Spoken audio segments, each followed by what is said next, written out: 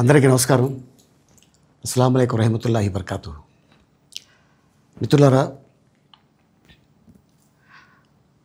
1999లో నేను రాజకీయాల్లో అడుగుపెట్టాను.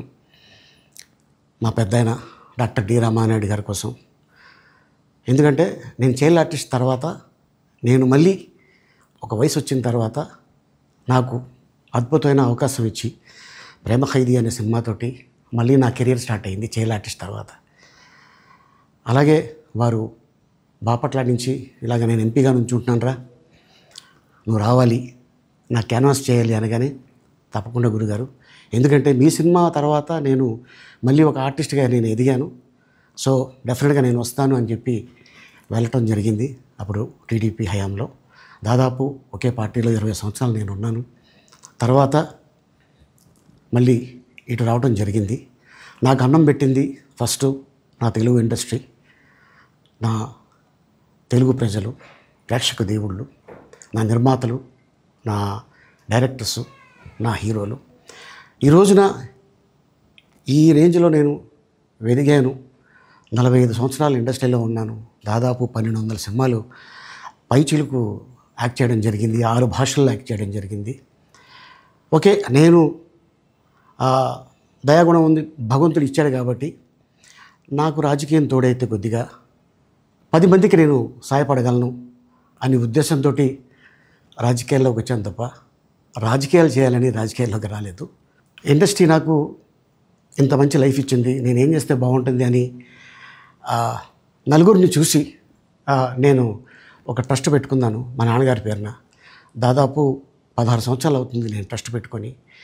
ఏ రోజు కూడా, ఈవెన్ దో కోవిడ్లో కూడా ప్రతి నెల వాళ్ళకి 1000 రూపాయలు నేను సాయం చేసేవాడిని. కోవిడ్లో కూడా ఆపకుండా అలా కంటిన్యూగా సాయం చేస్తూనే ఉన్నాను. చాలామందిని నా కుటుంబంలో అవ్వచ్చు, బయట వాళ్ళు అవ్వచ్చు, చుట్టాల్లో అవ్వచ్చు, చాలామందికి చదివించాను నేను.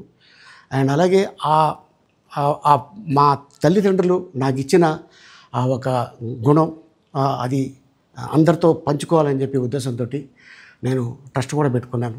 నా ఇన్కంలో దాదాపు 20% నేను ట్రస్ట్కి ఇవ్వటం జరుగుతుంది. గతంలో కూడా చెప్పా, ఫారిన్ కంట్రీస్లో ఏదైనా ఈవెంట్స్ చేస్తే దాంట్లో నుంచి 60% ట్రస్ట్కి వెళ్ళి 40% నేను తీసుకునేవాడిని. సో ఇట్లాగా చాలా సేవలు చేసి ఉన్నాను కాబట్టి ఈ మాట కూడా నేను మీకు చెప్పుకుంటున్నాను. అండ్ అలాగే నేను వ్యక్తిగతంగా ఎవరి మీద ఏ పార్టీలో ఉన్నా కూడా నేను నా పార్టీ గురించి నేను పొగుడుతాను, అక్కడ ఉన్న వ్యక్తి ఎమ్మెల్యే క్యాండిడేట్ గురించి నేను పొగుడుతాను, నా నాయకుడిని నేను పొగుడుతాను తప్ప ఎప్పుడు ఎవరిని కూడా ఒక మాట అంటాం కానీ వాళ్ళ లైఫ్ గురించి కానీ వాళ్ళ పర్సనల్ లైఫ్ గురించి కానీ ఎప్పుడు కూడా ఏ వేదిక మీద కూడా మీరు వెతికినా కూడా దొరకదు. అండ్ అలాగే సో నేను ఈ రోజున మీ ముందుకి రావడానికి కారణం ఏంటంటే, నేను ఏ పార్టీ మనిషిని కాదు, ఏ పార్టీ సపోర్టర్ని కాదు, ఐఎమ్ జస్ట్ కామన్ మ్యాన్గానే ఉండి ఇక నా సినిమాలు, నా షూటింగ్లు నేను చేసుకుందామని చెప్పేసి అనుకుంటున్నాను. That's it. ఈ మాట చెప్పడానికే నేను మీ ముందుకు వచ్చాను.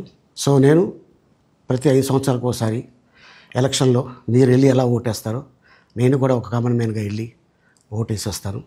సో రాజకీయాలకి స్వస్తి, గుడ్ బై, థ్యాంక్ యూ.